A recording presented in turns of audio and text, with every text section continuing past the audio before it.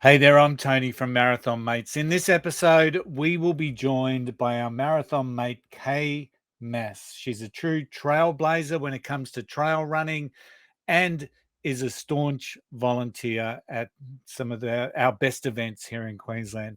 Are you ready to run? Let's go. Welcome to the thrilling world of the Flying RuNR, brought to you by the Marathon Mates.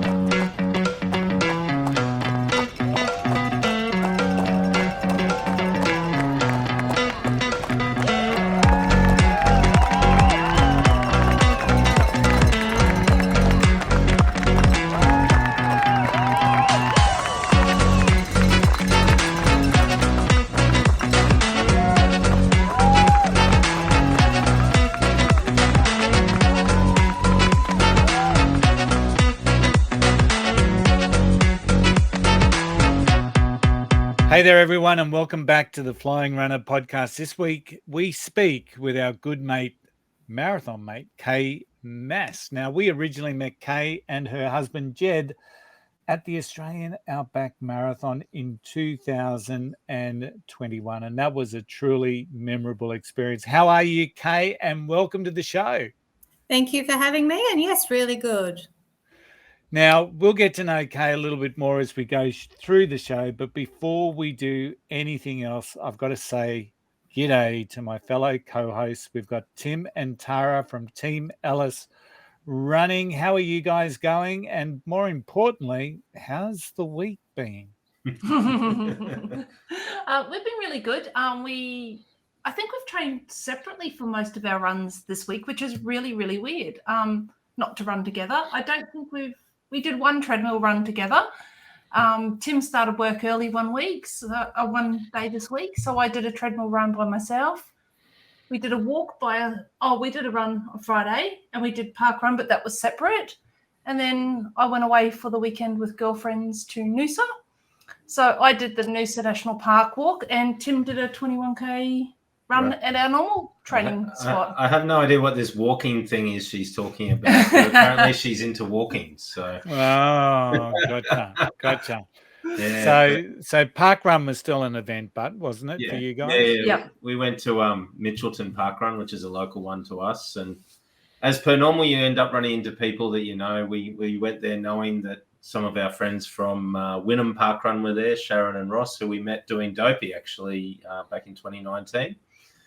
So we got to catch up with them, and then there was a couple of other people as well, Sam and Beck and Louise as well turned up. So you just randomly turn up to any park run, and generally you'll find somebody that you know, especially if you turn up Gilbert. It was interesting. I was talking to Kaye just off air, and one of the guys where I work, I had a chat with him the other day. He wanted to know how the marathons had gone, and within the first 5 minutes, well, actually, it was probably the first 3 minutes, I worked out what sort of runner he was, because people run for many different reasons, and this guy runs for time. So within the first 3 minutes, he told me he'd only ever run one marathon. He told me the time. He said he was never going to do it again. He wanted to go sub-4 on the Gold Coast and did. He then said, my average kilometre time, I love park runs. I'm a 20-minute park runner. My best ever time was 14 minutes. I run 4 minutes. And I knew everything, all his PBs and everything within that very, very short space of time. So I said, I guess you're driven by time, aren't you? Absolutely. So just a very, very focused run. And there's nothing wrong with that. People run for all different reasons. But he will struggle later on at some stage where he finds that he can't beat those times, and they become a problem in his mindset that he's got to try and overcome and find that fun or something that keeps him going. Yeah, absolutely. And of course, I ran Bridge to Brisbane, or should I say more limped around Bridge to Brisbane. I had an accident 100 meters from the start line, which is not a good place to have an accident. And fundamentally, I misjudged the difference between the bitumen and the concrete on the side of the highway.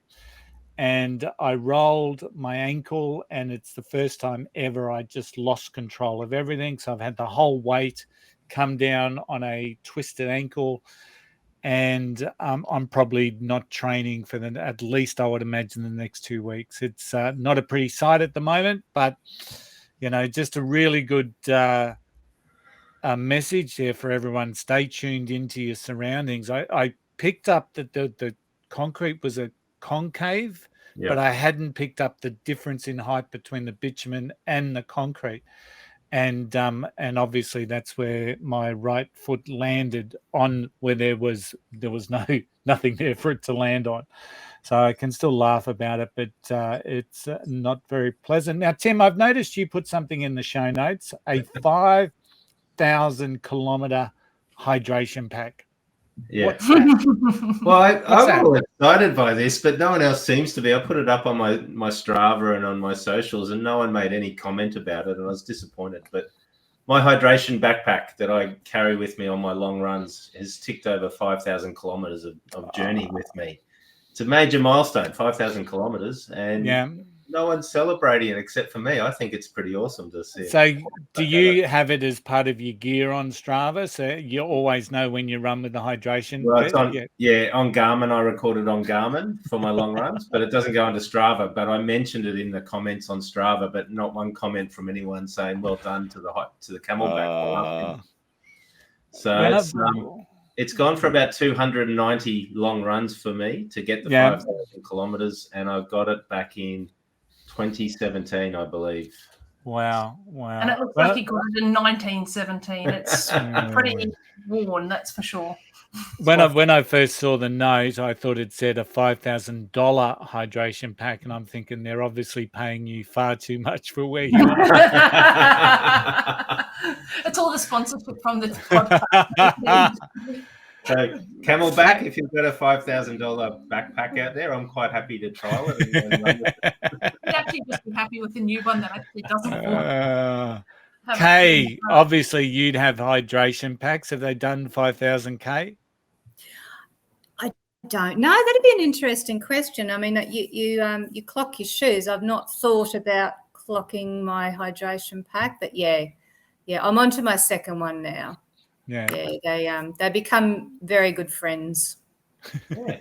That's why I'm celebrating it, because it's been so close to me. It's probably run more kilometers than on those long runs than Tara has. They do become they are your lifeline. So they are your lifeline. They're the thing that keep you alive and keep you going to the next aid station if you're on trail. So on a long run. Yep. Absolutely. All right, so let's move on to the next segment. Now I have a video.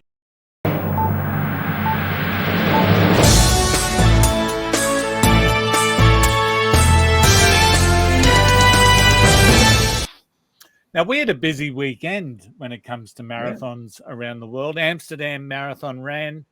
There was a number of other marathons. And here in Australia, it was the Melbourne Marathon. And from all reports, it actually looked pretty good, dude. Actually, there was 40,000 plus over they'd have a number of events during the Marathon Festival, as they call it. And they raised $1.5 million for charity. So both of those numbers were a new record. What did you guys take away from the Melbourne Marathon on the weekend? Look, I think it was amazing. The half marathon was just super, super fast. There was a guy called Jack Rayner who ran the half marathon in 1:03:09. Now, he's one of Kipchoge's paces, I think, from memory.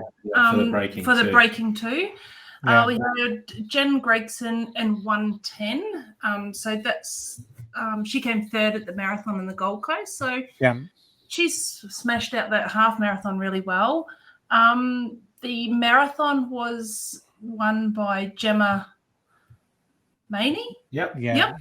She did it in 2 hours 35. So that's like my half marathon time the way I'm going at the moment. And Reese Edwards managed to do it in 2 hours and 14 minutes. So that's pretty impressive.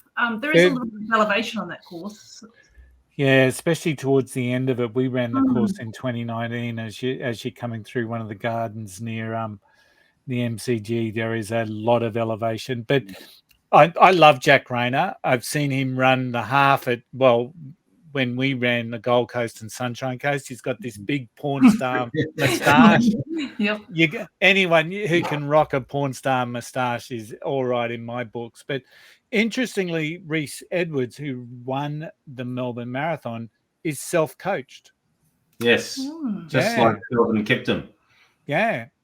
Yep. So all the other, I read an article this afternoon on Athletics Australia, and they talked about everyone who is like top 3, and they've all got their coaches' names in brackets underneath it. But Reese is the only one that's got self-coached. So to be running that sort of a time, what was it, 2:14, and being self-coached, how cool is that?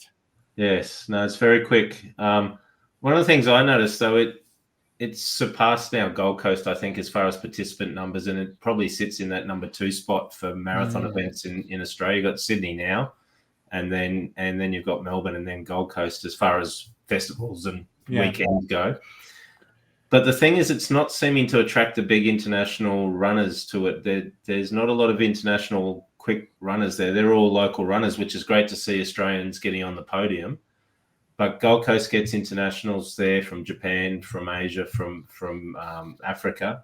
Yeah, he's getting that now, but it seems like Melbourne's not chasing that for some reason. I'm not sure why, but the times are quick for Australian times, but probably it doesn't get that worldwide status, even though it's the number 2 event here in Australia.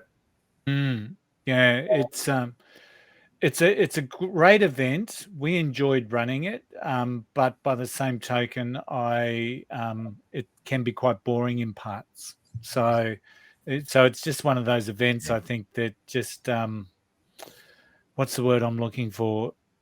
You enjoy doing, and there's a lot of history about it. They've got the history of the Spartans, people that have run 10 marathons in Melbourne. And people cheer on the Spartans, and it's so it's got that tradition. So there's a bit of, you feel that, but it's not what I like when I was doing those hills towards coming into the MCG. I was not a happy chappy. So I know that when we did it coming in, it was quite crowded as well. When you're going through the tunnels into the actual MCG, it could get quite crowded, and then you've got those mats that you run on, so you're not running on the hallowed ground. And I did actually see a lady just go flying on that, and because the mats are so hard, it just ripped in shreds. It was like going across a razor. So I guess, look, I'm not trying to put people off Melbourne Marathon in any way, shape or form, but it does get very crowded at that end spot. Yeah, it does. It does. That's for sure. But we also had the Cape Town Marathon, and as we know, this is a contender to become a major. What did you make of what we saw, Tim? So I'll go through the results firstly. So what we see is Africans winning and placing in the events. So that's weird, isn't it? In the African one. But it seems like, Adani Gebra from Ethiopia won the men's in 2 hours and 11 minutes. Stephen Mokoka from South Africa was only about, 5 seconds behind him. So finish was a sprint finish. And when you look at it, the third place there was Bernard Kipkora from Kenya. Said Ethiopia, South Africa, and Kenya vying for the top position. Bernard ran 2:11:51, so there was a pack there right to the end, and it's pretty non-traditional from what we've seen in recent sort of majors and other events where you have somebody go to the front at about 25 to 30 Ks and then just run it home themselves. It was good to see a sprint finish at the end of Cape Town. Yeah. In the women's, it was an all Ethiopian affair. So here we go. I'll get the names. Maybe I should give these to Tara. Let's go with Sigi Bera from Ethiopia, won it in 2 hours 24. From Malesh Bayani from Ethiopia in 2 hours 26. So Sigi from Ethiopia, who won it by about 2 minutes. And in third place was Shuraga Amara in 2 hours 27. So that one seemed to be more of a traditional race where somebody's got to the lead sometime out and then followed it through. As far as Cape Town, it's done all the right things leading up to this event as well. The socials were good. The media was good. The the event has that sort of feel about it. But I must admit, over the weekend, I didn't sort of get the same feeling as I got from Sydney. I didn't really get bombarded with social media feeds about it. I didn't really see a live coverage of it anywhere. Sydney, maybe because it's in our same time zone, maybe because I was a bit more interested, I saw that. But I didn't hear or see a lot on social media about Cape Town from the usual pages. I didn't really hear about it other than through the Cape Town Marathon social media pages. And again, it was a little bit sporadic over the weekend. It wasn't bombarded like the thing was. So, I'm not sure. What do you think, Tony? Yeah, I think Abbott's gave them a couple of shout-outs on their social media. And from what they did share, there was and I suppose this can be really selective. You choose where it is, but there was some good crowd support. So, and I still don't think Sydney harnessed the crowd support. So I actually looked at what Cape Town did and thought, geez, they're in with a show here because of what they did present. So I found that really, really interesting. Just a little bit more news that I didn't put in the show notes, so I do apologize. There have been some elite dropouts out of the New York City Marathon. Okay, I haven't heard this. And I went looking just then, and of course I've now mentioned it. And of course, do you think I can find them? And it was the in the men's side of the field. So it was, I'm sure one of them's. Look, I'll find it. I'll bring it up before the end of the episode, no doubt. But yeah, two elites have dropped out, and they're like past winners. The one who won Boston has now dropped out of New York, so I found that interesting. And the other little piece of snippet that Cameron Avery, the swoosh guy from the Gold Coast Half Marathon, he has been confirmed in his very first elite field in a marathon, in the Shanghai Marathon. And how cool is that? So wishing Cameron all the best. Hey, that's going to be so cool. So I guess there's one other thing that's not on the run sheet, and because we're now talking to a trail runner, this should really be in here. The Guzzler was on. No, not the Guzzler, the Black Hole 100. No, the Guzzler was on this weekend. Was it? Yeah, so the Guzzler was on. Kaye did the Black Hole, but the Guzzler was just run this weekend as well. So 50Ks, 100Ks, and I had many friends in that one as well. So big shout out to all my friends that did the Guzzler and did the trail running on there as well. So I'm sort of a little bit scared to ask what the Guzzler is all about, to be honest. Kaye would probably be the best person to tell you about the Guzzler. But I know a lot about Black Hole, not too much about Guzzler. I've got a number of friends that have done Guzzler, but I think it's in the same genre. Yeah. Stupidness. Tough. Yeah. It's all tough. It's all either uphill or downhill, and you're going to kill yourself. For a very long time. Yes. So let's talk about this stupidness, shall we, Kaye?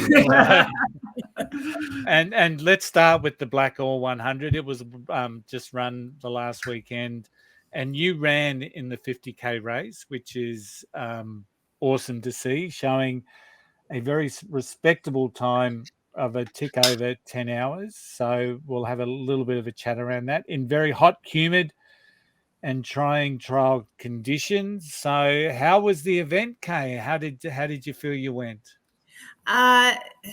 It was very hot and very humid, and we were given a false sense of security at the start line because it was overcast and cool. And we all said, this is going to be a great run. But now that's changed.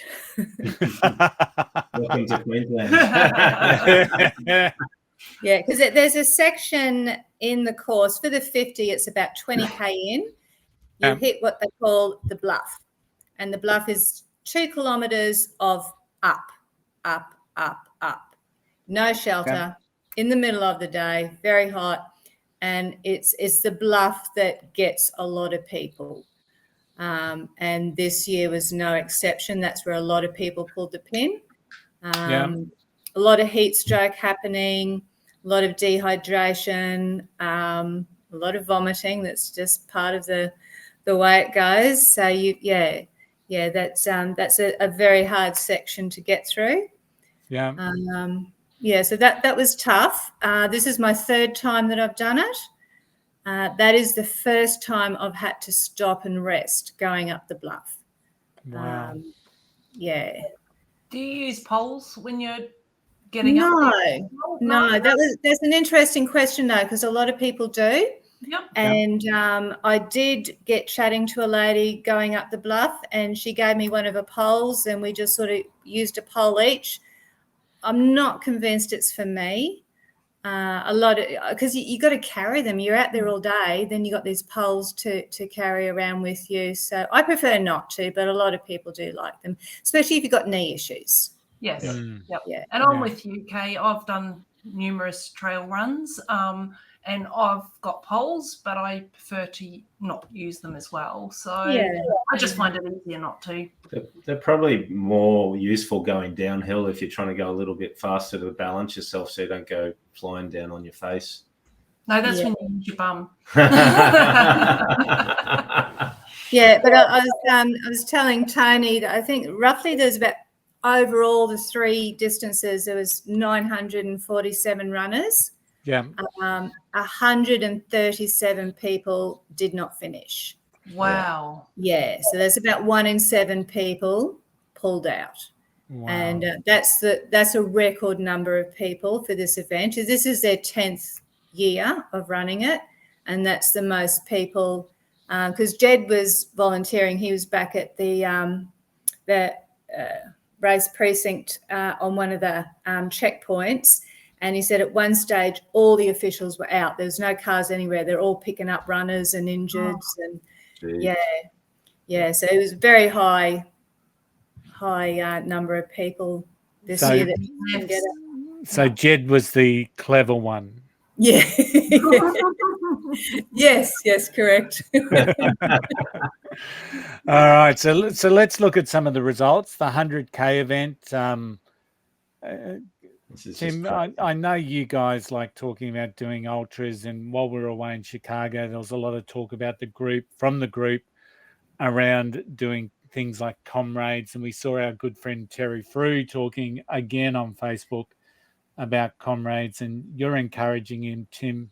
And whereas I'm just saying no, never, stay away. But the 100K results, George Murray in 9:34. Now that just is crazy. Liam Tierans at 10:45, and Daniel Caswell came third in 11:09.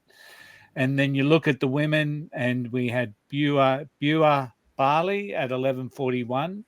So that would have been highly ranked overall, I would imagine, too, based on that time. Lou Betts at 12:11 and Angelique Player at 12:21.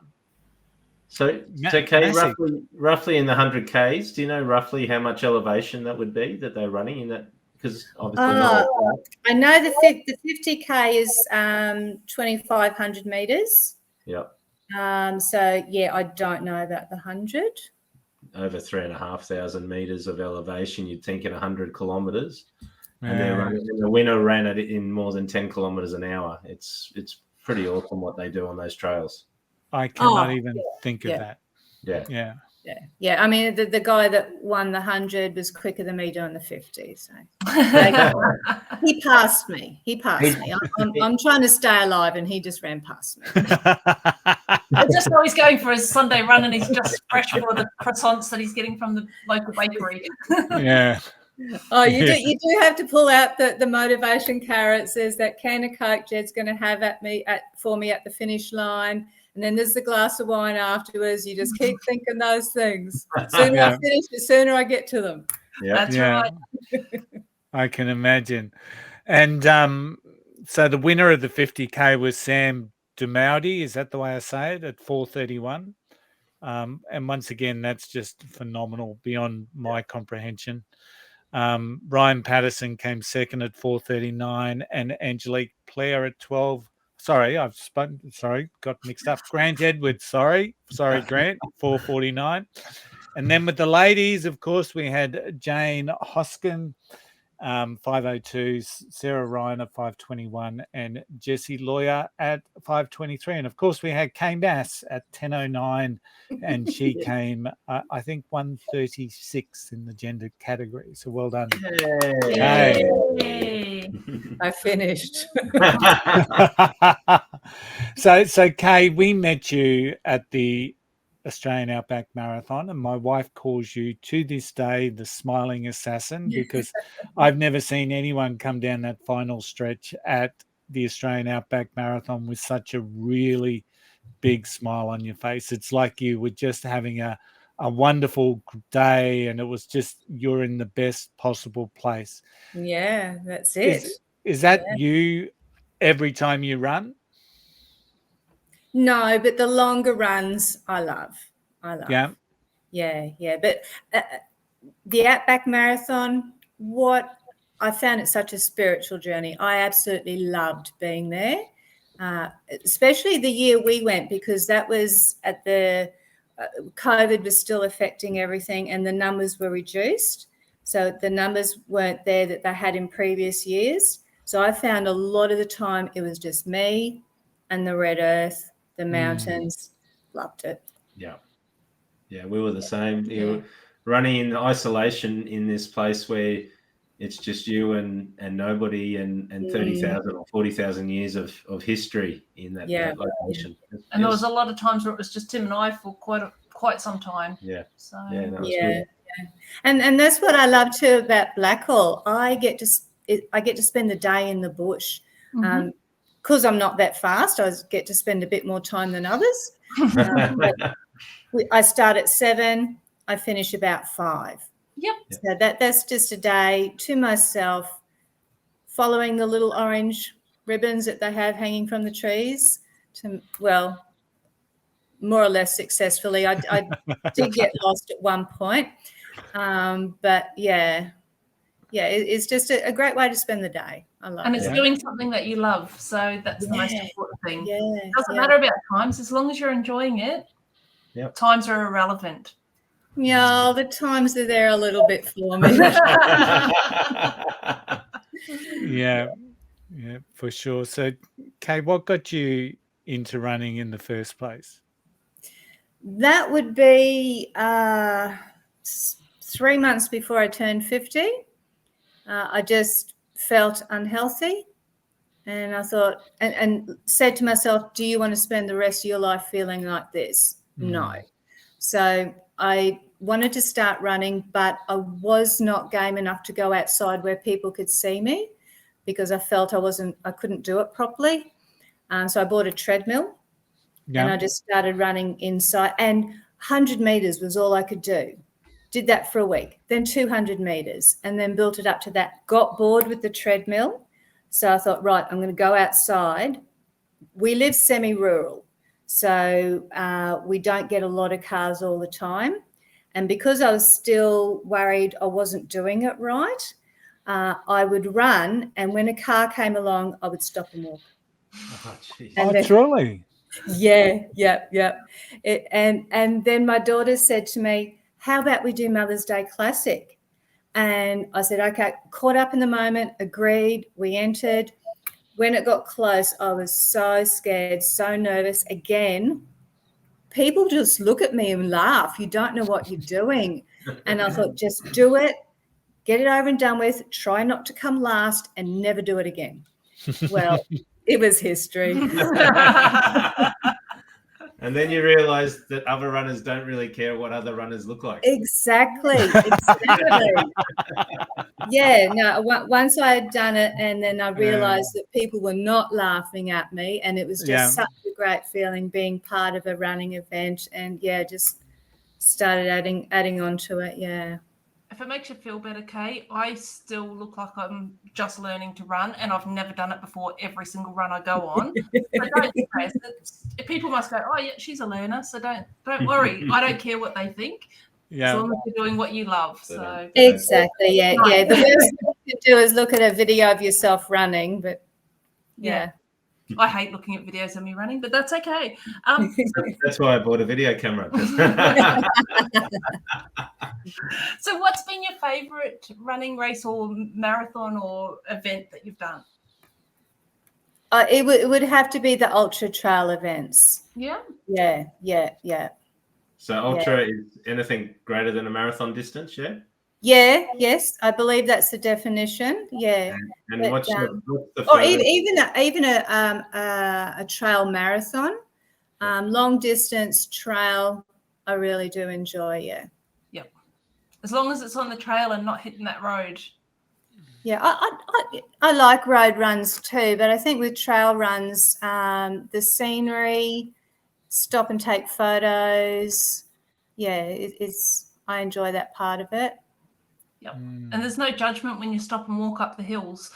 Yeah, it's almost accepted that you can walk in the trail. You're supposed to stop and walk up. Well, unless you're the people that come like at 4 hours and 31 minutes. They don't walk. They don't walk. No, They're not taking photos. They're not stopping at aid stations. They're not eating any jelly beans or any, roast chicken or anything like that along the way. So, how do you motivate yourself? So you mentioned before you have little things like thinking about the end, having a glass of wine, those sort of things. But when things get tough, really tough, and you're starting to struggle out there, how do you motivate yourself to keep going and keep getting up that hill or getting to the finish line? Especially like with the bluff, like what you were saying this year. Yeah. There's the sense of accomplishment, knowing that if I stop, if I don't finish, how am I going to feel tomorrow?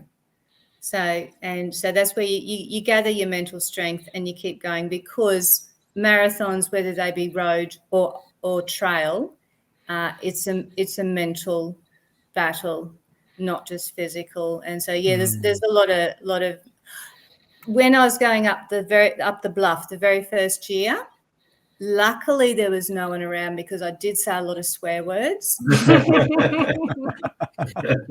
and with a smile on your face? No. And I questioned my sanity, and I said to myself, you are never doing this again, and just kept on swearing. And then 10 Ks from the finish line, I started changing my mind. This isn't too bad. And then signed up for another one. But it is a process of thought patterns. The first 10K, this is so good. I could keep doing this all day. The next 10K, a little bit tough. The next 10K, I hate myself. I hate my life.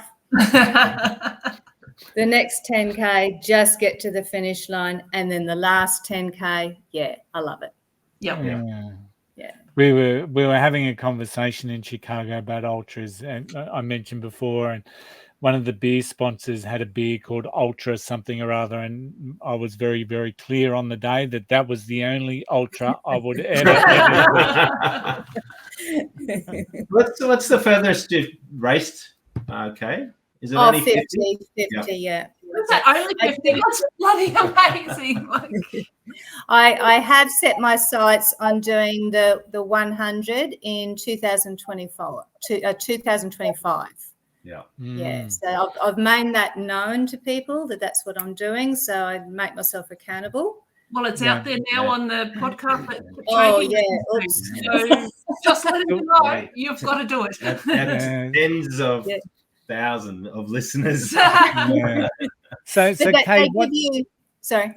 What does training look like for you, thinking about or starting to put together that training plan for a 100K event? Yeah, that will require different training to what I'm doing now. So a 50K will be a training run. You get 24 hours to finish in the 100, and I will probably need all of that. And it'll come down to training Jed too, because I will need him at the checkpoints for me with my drop bags, fresh shoes, socks. So it is a different mindset. You've got to get through the whole night. Wow. I'm not going to be doing it in 10 or 11 hours like the winners. So, making sure you've got lots of headlight batteries and recharging for the Garmin and all the rest of it. Keep going as well. Yeah, and you're fueling too. One thing I learnt this year, I hadn't ever used salt tablets before, but I will be taking them next year, because I think because of the heat and humidity, I had a lot of cramping, and that was affecting a lot of people. So, because I always make sure I've got the electrolytes, the gel. I don't take food because it just comes home with me. I can't eat when I'm running. Yep. But yeah, next time I will take the salt tablets as well. And training, just getting your up muscles working. Like I've got Mount Beerburrum 10 minutes up the road. So I'll go up there once a week so that you get your legs used to going up. Because you've got, well, there's a bluff and there's another one, Baby Bluff, both 2 kilometres worth of constant up. So you got to be ready for it. Up muscles. I like that. Yeah, they're the ones. Your up muscles. But my secret weapon for cramps is pickle juice. I love my pickle juice. Did hear you say that? Do you take it with you when you run? I take it with me. So, right. And ever since I've started doing that, I have not had one issue with cramps. So I don't know what it is. It's my secret sauce. It doesn't necessarily work as well for Sharon. It sounds a bit more appetizing than salt tablets. Yeah. Oh, just a little tip from my part. Over to you, Tim. I think you were next with the question. Yeah. So we were mentioning before trail running and you mentioned road running. You don't like it as much. What is the difference, I guess, for our listeners as far as the difference between running on a road and running on a trail? Is there any difference in your running technique or running methods? Yeah. Trail running, you really got to have a mindset of pick your feet up.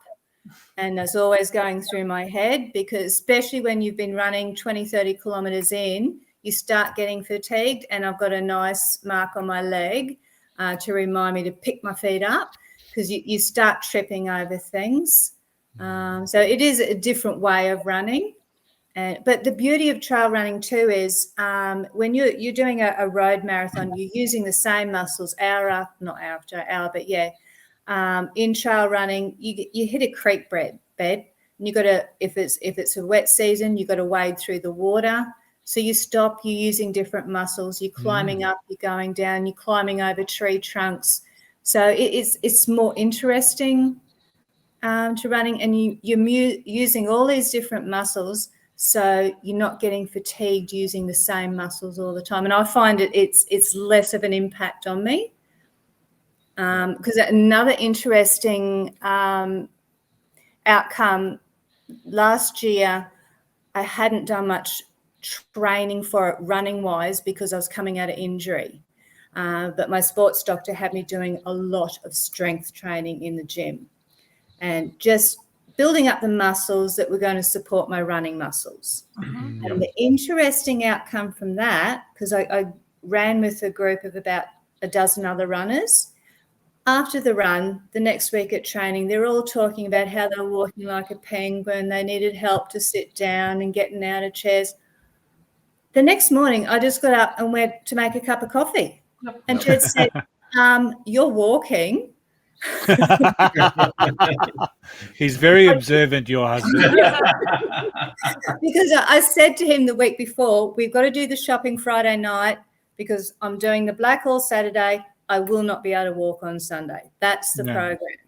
But I got up and was walking and where's my pain? Yep. And I spoke to my coach about it and he said, that's your strength training that you did. And it just made all that difference. And so that was a real testament to me that no matter what you're training for, make sure you're doing your strengthening work in the gym. I swear by strength training and cross training. So getting on a bike, like a stationary bike if you don't want to get out on the road, or just changing it up to be a different movement than that other, just that straight running movement. Strength work, core work, glutes, all of that is just, you have to do it as a runner. It's the only way to keep yourself strong. So and you hear it being said. You hear it being said all the time.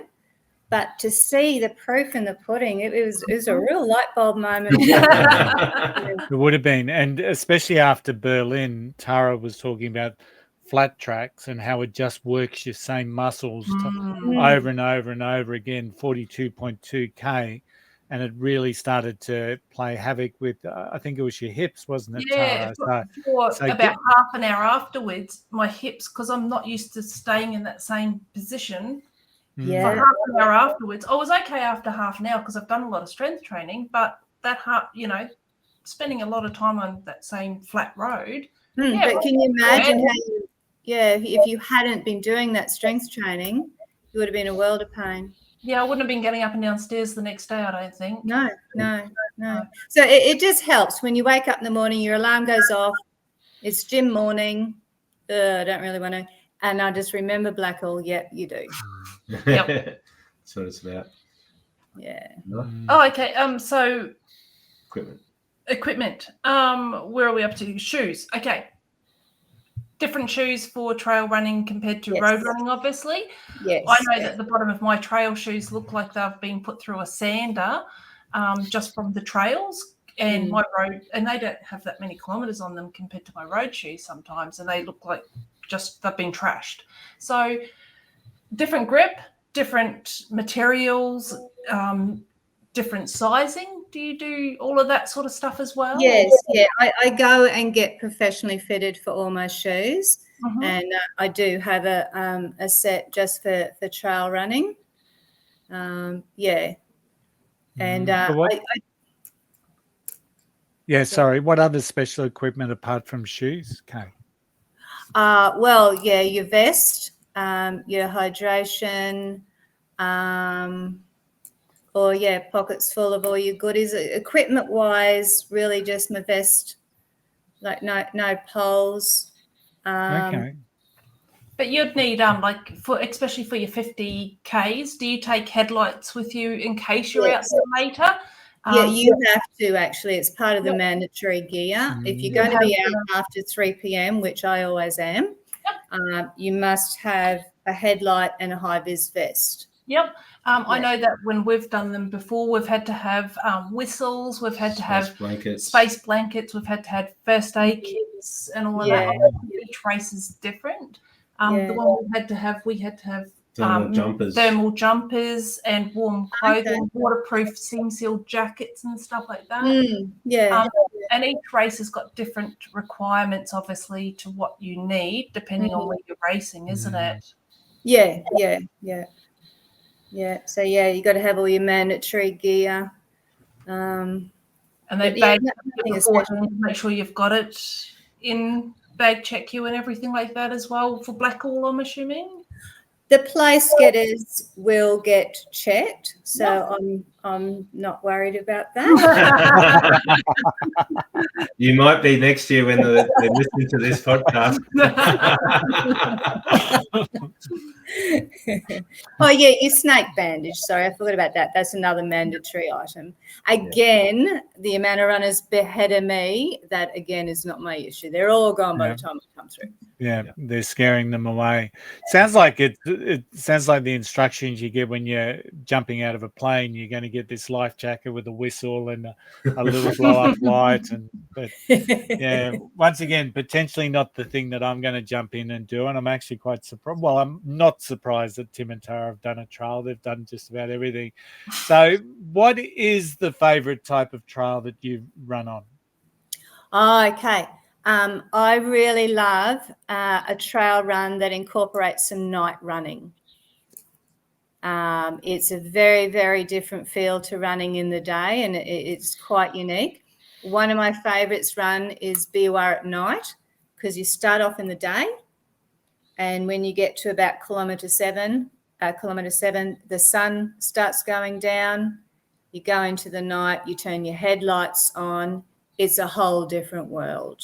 The toads come out, so you got to not just watch the rocks and where you're stepping, you got to watch for the toads. You see all sorts of wildlife, and and you see this light off into the distance, and you're just heading towards it slowly, and it's a checkpoint. Yeah, and it's really amazing. And then sorry, Kaye. Yep. You just stop in the middle of nowhere by yourself, turn your lights off, and just stand there in complete darkness, listening to the bush, and then hope your lights turn back on again. Or you have to wait for the next person behind you to catch you. Well, that happened one time too. We were 2 kilometres before the end, and I'm always lit up like a Christmas tree. I like my lights.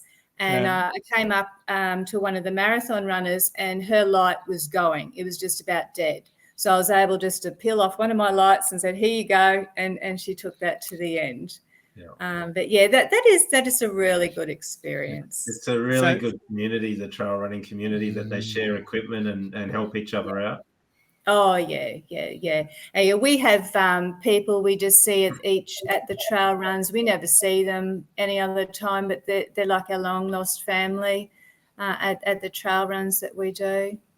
Yeah, but yeah, so that would be something I'd definitely encourage everyone to do, as a night run. Do the animals sort of look at you and think, what are these stupid humans doing? So I could just imagine a kangaroo just standing there going, my God, what is going on here? But you do. You're running past and you can just see these eyes looking at you. It'd actually be quite motivating when you're running. just seeing eyes in the dark, yeah. But it'd be motivating seeing the lamp or the torch for the guy or the girl in front of you, and trying to use that as your motivation to catch them and then ultimately pass them. Yeah. Well, there's one section where there's quite a long section of fire trail, and it's fairly early on the run, so you've got a lot of people together, and you can turn around and you can just see all these lights just coming down the mountain, just complete black everywhere else, and all these little dots coming down. It's quite beautiful. It's like a string of Christmas lights. Yeah. So every year you're running club, so we'll give a plug to the Caboolture Roadrunners. That's who you belong to. Yep. Yes. So every year they sponsor an aid station at the Sunshine Coast Marathon. That's correct. Yes. Yeah. Tell us about that experience. Tell us what it's like manning a aid station at a large marathon event. Well, that's interesting too, because we do the one at the Sunshine Coast, and we've also manned checkpoints at long distance trail events. So two very, very different feels. Yep. Sunshine Coast, in the heat of the moment, you just run off your feet, getting that water to everyone. Taking selfies with Tim. and Jed this year was, I think he was the favourite out of everyone because he had the hose because it was so hot. But yeah, it's water only, so that's your focus. Get the cups on the table, get them to the runners. They're coming through one after the other. And we find it interesting to look at the different ways the runners take water. The elites grab them and go. Then people come through, they'll actually stop, say thank you, and keep going. But then you get the other checkpoints that we help with in the trail run. That's a very interesting experience. It's about nutrition as well as hydration. You got to check off their number, and in some of the events they have to be weighed as well. They get weighed at the start of the race, and when they get to a certain distance, they're weighed again. If they've lost too much weight, that's dehydration, and they could get pulled off course. Oh, wow. So it's a very, very different feel. They've got their vans there. The runner will come into the checkpoint, we'll check off their number, ask them if they want anything. They could have a crew there. They'll crawl into the back of the van, have a sleep 10, 15 minutes, then get out and keep going. So that's like the 200-miler runs. So that goes over a couple of days, and that's a great event to be a part of as well. Yep, absolutely. So what is probably the most memorable thing that you've seen at an aid station? From a runner. Yeah, from a runner. Okay. It was a 200-miler run. We were manning a checkpoint. This guy came in, ran in for us to help. He had no arms. Oh, I know that guy. I know who you're talking about. I wonder how he ties his shoelaces every time I see him on the race. It's the first thing I always think about. He's amazing. He is absolutely amazing. And I thought, how inspiring. Mm-hmm. Yeah. He is the most amazing person ever. Yep. I know exactly who you're talking about. Fantastic runner too. He's not slow. He's quite speedy. So. Oh, yeah. Yep. So and quite tough to be doing that sort of event. Tony's confused. Yeah, look, I am confused because Kaye was telling a story about aid stations picking up water, drink bottles and what have you. And then we're talking about a runner who's got no arms. So how does he do it? How does he do it? Well, he's got the vest with the straws that stick up like that. So we just pulled out his water containers, filled them up, put them back in his vest. He has a drink and keeps on going. Oh, how cool is that? Yeah. How cool is that? Wherever there's a will, there's a way, isn't there? Absolutely. And, no excuses. It's an inclusive world we're in, and the running world's very inclusive. Anyone can do it. Yeah. So what's your best advice for somebody who's starting out trail running then, Kaye? What would you recommend? Train with the gear you're going to run in. Don't just put your vest on the day and fill it up, because once you start putting all your mandatory gear in and your water takes up so much room and you need all of it. So it is quite a strange feel to be carrying all that water with you. And having an extra 2 or 3 kilos on your back really does make a huge difference to your running. And a lot of people don't realise how much. And even the way you move your arms changes when you've got your vest on, because absolutely, because you'll find those little places that start chafing a couple of kilometres and you've got a long way to go. Yep, and there's a lot of blood that comes out if you do it wrong. That's why you got to wear your backpack in for 5,000 kilometers to make it comfortable. Well, it must be a good one if you've still got it up to 5,000. Yeah, it must be a great one. One of the things I always find fascinating when you're doing fun runs like the Bridge to Brisbane, you see the amount of people who've packed for a 3-week holiday and they've got it because they don't know what it's like to run a 10K. And it always brings me back to when Sharon and I did the Great Bloody Walk, or whatever, the Bloody Long Walk, I think it's called, 35K. That was our first bigger long event, and we did the same thing. We packed a backpack, and we could have had lunch, dinner, and next morning's breakfast in there. And it is a pain in the backside carrying that backpack, as I'm sure many people found out at Bridge to Brisbane. So, but when you're on a trail run, you've got to carry that stuff. Well, you do, but I have learned, because they said take snacks, because you're going to be out there all day. Take snacks. That's just taking up room for me, so I don't take snacks anymore. I know I won't eat them.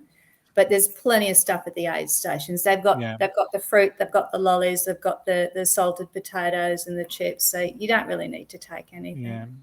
Yeah. And the other thing to remember is to train your up muscles. I love that. We might call the episode that, train your up muscles. I think that's beautiful. Absolutely beautiful. But because you don't use them as you normally would road running, and they really come into play. Yeah. All right. Now, Kaye, we do a thing called the Fast Six, and it's all about a quick question and even quicker answer. But before I do that, I found the news around the New York City Marathon. It's Evan Chebet who won Boston this year, and also 2-time winner Jeffrey Kamwara.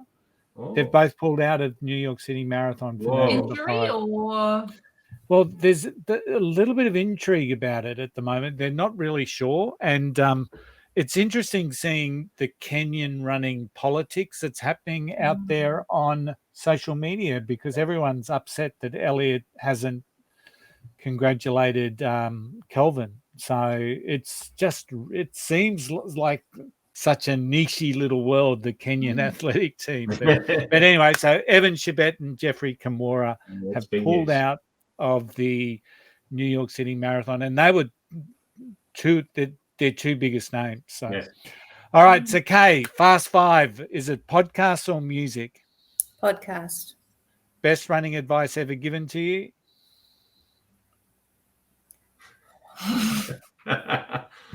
Oh, goodness. I should have prepared for this one. Quick answer. Stay upright and don't get dead. Train your up muscles. That's it. All right. What advice would you give to someone starting out? Yeah, a little bit at a time. Just add to it gradually. Uphill or downhill? I like my uphills. Gels or blocks? Gels. And favourite shoes to run in? Saucony. All right. Which brand? Which model? Oh, I'd have to go look. I'm sorry. So, that's all right. I think Tim's added this one in, so I'll let Tim ask the last one. So we've done our fast 6, but we'll add it, make it a fast 7. This is the fast 7. So unlimited funds, unlimited ability to travel. Where would you like to run your most ultimate trail run anywhere in the world? Oh, I'd like to do Iceland. Nice. That would be stunning up there. Yeah. Yeah. Yeah. You'd have to learn ice running, which would be quite a bit different, I would imagine. Ice and snow running. Yes. Yeah. Well, Mount Everest would be good. Base camp, the one they do. Yeah. I would love to do base camp. Yeah. There's a lot of uphill work there. Tim's not letting me do that one just yet. Get those up muscles working. So well, how about this, Tony? How about we put a Marathon Mates team together for a trail event? Absolutely, I like that idea. I'm happy to coordinate that. You've got to run it with us. Few trail listeners on there that would probably stick their hands up anyway. So I know Steve listens to us. He would do it for sure, and a few others as well. Is there like an 8K trail event somewhere? So yeah, that'd be cool. The Outback Marathon. Which one? The Outback Marathon's got a 7 or 8K run, doesn't it? Rainbow Beach has 11. Okay. Yeah. Or 21. All right. 21's beautiful. So if anyone's interested in joining a Marathon Mates trail running team, just make contact with us and let's see what we can do. Let's see if we can get in there. Kaye, it has been an absolute pleasure having you with us today on the podcast. You have given us so much wisdom around trail running and your joy of running. As Sharon says, the smiling assassin, she just loves your attitude around running and what you do. So thank you so much for joining us today. So thank you for having me. Thank you, Kaye. Now, Tara, who's joining us next week on the podcast? Oh, next week we've got Joel Etherington. So he's from the Indigenous Marathon Project. Joel is one of the current IMP participants who's getting ready for his big moment, the New York Marathon. So he's got that in about 2 weeks' time, I think it is now, by the time we go to air. Yep. Joel will talk to us about his Indigenous heritage, his experience on the IMP, and as well as his plans for New York and beyond. So we can't wait to have Joel on our podcast to talk about his journey. That's going to be awesome. And now he's got 2 of his biggest competitors out of the race, so that might make him feel a little bit easier. As for always, it's time for Tim's tip. So Tim, what's your tip for the week? So I'm doing a trail running tip based on my experience of trail running as well. And Kaye, you can jump in if you would like to here as well. My tips are to focus exactly what you said, less focus on the actual time or the pace that you're running at and more about just enjoying the experience and the location that you're in. But on top of that, it's not always about looking at the view. It's about watching every step. As you say, you've got to pick up your feet, but it's about if you lose focus on the ground, you'll roll an ankle very quickly and very easily. Always run with somebody, especially if you're first starting out on the trails. Never run them alone. As we talked, there's snakes, there's other things that can go wrong as well. Take your phone. There's a great app called Emergency Plus. If you download the Emergency Plus app onto your phone, it has your coordinates. It has the ability to ring the emergency services and give them your exact coordinates through that app. And most importantly, as you've heard some of the things we've talked about, make sure you take a first aid kit with you. Hydrate. Take your own water. Take your own toilet paper. Take all the little essentials that you need along the way, food, whatever you need, because there are no amenities and you're out on the trails. And once you're out there, there is nothing out there to help you other than yourself or somebody else that you're running with. So it's a great experience. We've loved our experiences with the trail running we've done. But you just need to be a little bit focused on it a bit more than what you would be on the road. I'll just add one more tip to it. Take all your rubbish home with you. Don't just leave it wherever you want Yeah. to on the trails. There's nothing worse than going along and coming across a gel packet or a banana skin or, you know, just because you think it's compostable. Yeah. It's not the right thing to be doing, is just throwing your stuff into the bush. So please don't. Yeah. So good advice, Kaye. Yeah, very good. Anything you want to add to that one? No, I think we've covered everything. Cool. Excellent. Yeah, Excellent. and got Tony all excited about his first trail run. Oh, yeah. It's going to be a long rehab with the ankle. So, all right. So, thank you once again, Kaye, for joining us on the episode. This does end the show for tonight. We do hope that you've enjoyed this episode of the Flying RuNR Podcast. If you did enjoy it, please like and subscribe. Leave a review. That's always good, and it helps other people find this podcast. Of course, video of the episode is available at Spotify and YouTube, and audio is available on Apple, Amazon, and Google, the big three. But we're also found on just about every single podcast platform out there. Remember, every step forward is a victory. Lace up, hit the road or the trail, and we'll catch you in the next episode. Until then, happy running. Happy running. Bye.